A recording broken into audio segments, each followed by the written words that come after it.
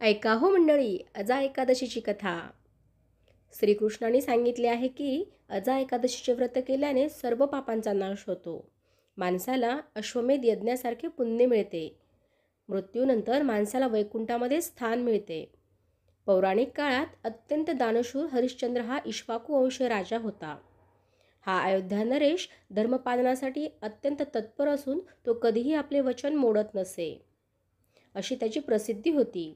राजा त्रिशंकू आणि राणी सत्यवती यांचा हा ज्येष्ठ पुत्र. त्याच्या पत्नीचे नाव तारामती होते.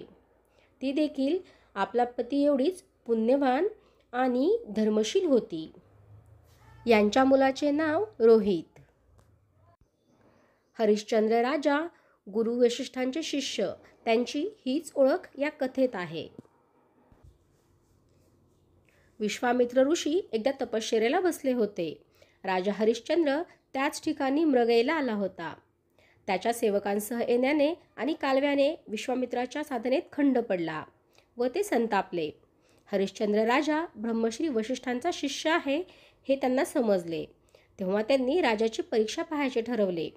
वशिष्ठ आणि विश्वामित्र यांच्यातील वितुष्ट सर्व परिचित आहे. राजाला सर्व प्रकार कळाल्यानंतर त्यांनी विश्वामित्र ऋषींची माफी मागितली. राजाने स्वप्नात पाहिले की आपले राज्य विश्वामित्र ऋषींना दान केले आहे. राजाने खरोखरच ते विश्वामित्र ऋषींना दान केले. राज्यवस्त्रे उतरवून, वल्कले नेसून आपली पत्नी आणि मुलगा रोहित यांच्यासह राजधानी सोडून निघाला. निघताना विश्वामित्र ऋषींनी त्यांच्यासमोर आणखी एक अट ठेवली. 1 महिन्यात त्यांनी 1,00,000 सुवर्णमुद्रांची मागणी केली. धर्मशील राजा येथेही कमी पडला नाही. त्यांनी हे देखील मान्य केले. एकदा राज्य सोडल्यावर राजा ही मागणी कशी पूर्ण करू शकणार होता आणि त्याचे स्वतःचेच असे काही शिल्लक राहिले नव्हते. शेवटी परिस्थितीने ग्रासलेल्या, तरीही स्वतःचा शब्द मोडण्यास तयार नसलेल्या सत्यप्रिय राजा हरिश्चंद्राला तेवढ्याच सत्यनिष्ठ असलेल्या त्याच्या पत्नीने या धर्मसंकटातून सोडवले आणि स्वतःला विकण्यास सांगितले. मागच्या जन्मातील कर्माच्या परिणामामुळे त्याने आपला मुलगा आणि पत्नीस विकले, परंतु तरीही तेवढे द्रव्य जमा करायचे होते तेवढे जमा करू शकला नाही. अखेर त्या राज्याच्या सार्वभौम राजाने स्वतःचा विक्रय केला. एका स्मशानभूमीची देखरेख करणाऱ्या चांडाळाने त्याला विकत घेतले. तो स्वतः चांडाळाचा गुलाम झाला. त्या चांडाळाने कफन घेण्याचे काम त्यांनी केले, परंतु त्याने सत्य कधीही सोडले नाही. एवढ्यावरही राजाचं दुर्दैव काही संपलं नाही.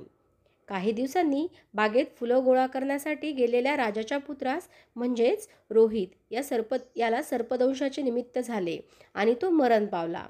नवसाने झालेला हा पुत्र मृत पावलेला पाहून राजा आणि राणी दोघांची अवस्था बिकट झाली.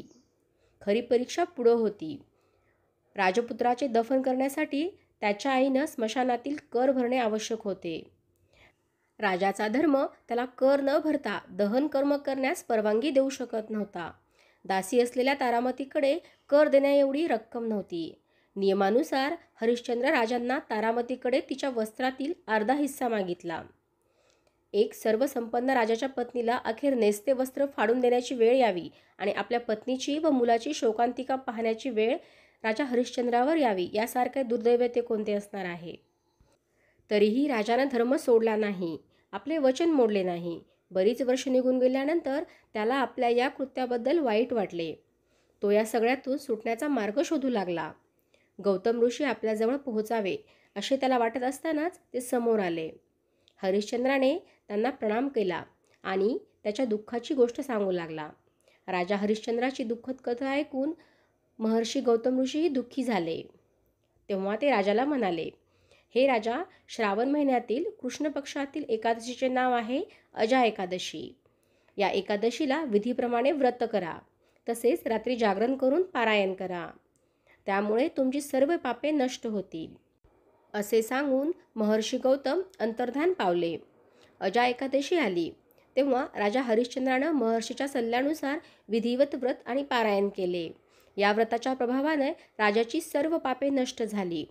तसेच स्वर्गात ढोल वाजू लागले आणि फुलांचा वर्षाव सुरू झाला. राजाला समोर ब्रह्मा, विष्णू, महेश आणि देवेंद्र असे देव उभे राहिलेले दिसले. राजाने आपला मृत मुलगा जिवंत पाहिला आणि त्याची पत्नी शाही वस्त्रे आणि दागिने परिधान केलेली दिसली. व्रताच्या प्रभावामुळे राजाला त्याचे परत राज्य मिळाले. ऋषींनी हे सर्व राजाची परीक्षा घेण्यासाठी केले होते. परंतु अजा एकादशीच्या व्रताचा परिणाम झाल्यामुळे ऋषींनी निर्माण केलेला सर्व भ्रम संपला आणि शेवटी हरिश्चंद्र आपल्या कुटुंबासह स्वर्गात गेले. जे लोक हे व्रत नियमितपणे पाळतात आणि रात्री जागरण करतात त्यांची सर्व पापे नष्ट होतात आणि शेवटी त्यांना स्वर्ग प्राप्त होतो. अजा एकादशी व्रताची नुसती कथा श्रवण केल्याने अश्वमेध यज्ञ केल्याचे फळ मिळते. अजा एकादशीचे व्रत खूप महत्त्वाचे आहे. एकादशीच्या दिवशी मनोभावे उपवास आणि व्रत केल्याने भगवान विष्णूची कृपा आपल्यावर राहते.